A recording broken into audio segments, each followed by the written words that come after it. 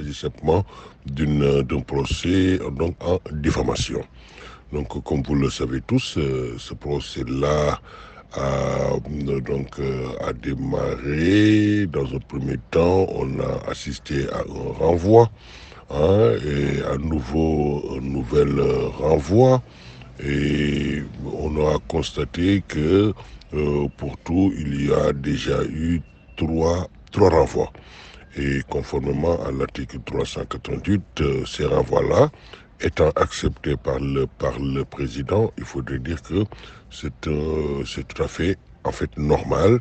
Donc là, maintenant, lors du prochain procès qui est prévu pour le 30 mars, il va falloir qu'effectivement que l'on juge maintenant l'affaire, que l'on note effectivement donc dans le fond, parce que obligatoirement, conformément à l'article 338, il faut procéder justement au jugement. Donc là, donc on attendra et comme l'a dit le président, donc on va recourir en fait à une audience spéciale sur cette question-là. Je reviendrai tout de suite, mais je voudrais faire remarquer qu'avant la tenue donc de cette dernière audience qui a été renvoyée en troisième, comment dire, une troisième fois, il faut remarquer simplement qu'il y a eu une demande en récusation qui a été introduite par M. Sonko contre la personne donc du président Mohamed II, président de la juridiction correctionnelle. Et donc là, la procédure a été bien respectée et la Cour d'appel a transmis la demande au président du tribunal de grande instance qui a entendu justement sur les différents griefs portés contre ce président-là. Donc, les réactions, alors les points de vue donc du concerné.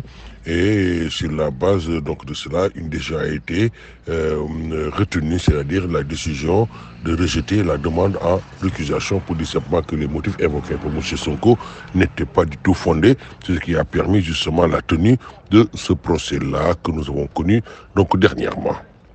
Alors, comme vous le savez, donc en vérité, comme vous l'aurez remarqué, tout s'est bien passé.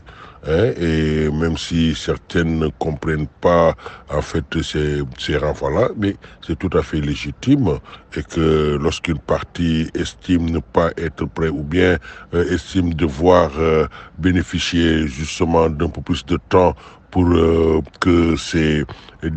pour que ces conseils puissent être imprégnés donc du dossier, de pouvoir demander un renvoi, c'est tout à fait légitime. Et le juge, justement, apprécie tout ça, et en appréciant, il a effectivement accepté donc tous ces renvois pour dire simplement qu'il ne s'agit pas de se présenter pour montrer tout ça, mais c'est un procès, et tout ce que la loi en fait vous permet en tant que partie au procès, en fait vous êtes libre donc de les mettre en œuvre ou alors simplement de ne pas les utiliser.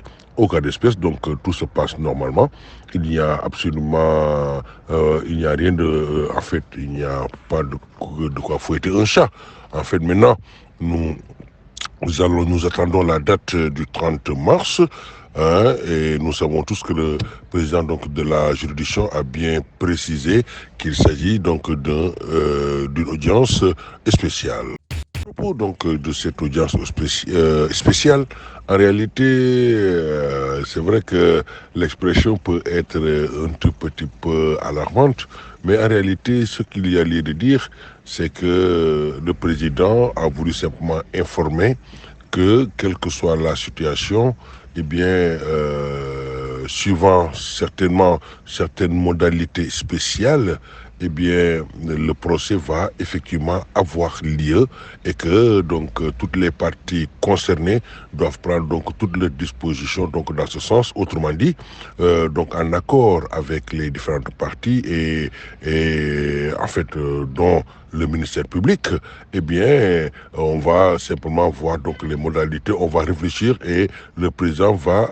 s'accorder avec eux avec elles, donc ces différentes parties-là, sur les modalités donc de la tenue donc de cette audience-là. Mais là, ce qu'il faut dire, c'est que le caractère spécial, en fait, n'a pas véritablement à proprement parler un caractère affaire spéciale, parce que justement les prérogatives qui sont reconnues au président de juridiction, qui peut décréter que l'audience puisse se faire en huis clos, mais également qui peut décréter que la presse ne sera pas admise, ou alors que le président puisse simplement dire que les forces de l'ordre et de sécurité doivent être présentes au sein donc de la salle d'audience. Tout ça, ce sont des prérogatives normales donc du président, et il peut effectivement en l'espèce, à l'occasion donc de cette audience spéciale-là, en fait, justement, faire en fait, appel à toutes ces prérogatives-là. Mais ce qui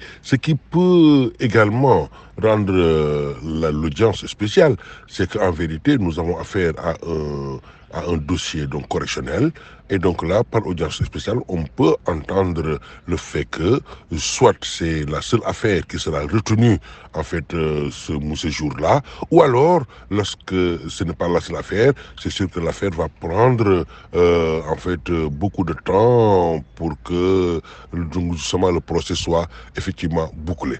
Donc pour dire simplement que c'est laissé à l'appréciation donc du président, qui est le meilleur juge pour voir les conditions suivant lesquelles l'audience doit se tenir, et de ce point de vue-là, il va en fait en faire part aux différentes parties, mais également dire simplement que les modalités de la tenue donc de ce procès-là se feront certainement avec donc de nouvelles règles qu'il va effectivement décliner. Mais à part ça, en fait, il s'en tiendra toujours à ce que la loi lui reconnaît comme prérogative. Je reconnaît au président comme prérogative pour une bonne organisation de la justice, parce que la justice, ne l'oublions pas, doit se faire dans des conditions permettant les uns et les autres justement d'exercer les prérogatives que leur confère la loi.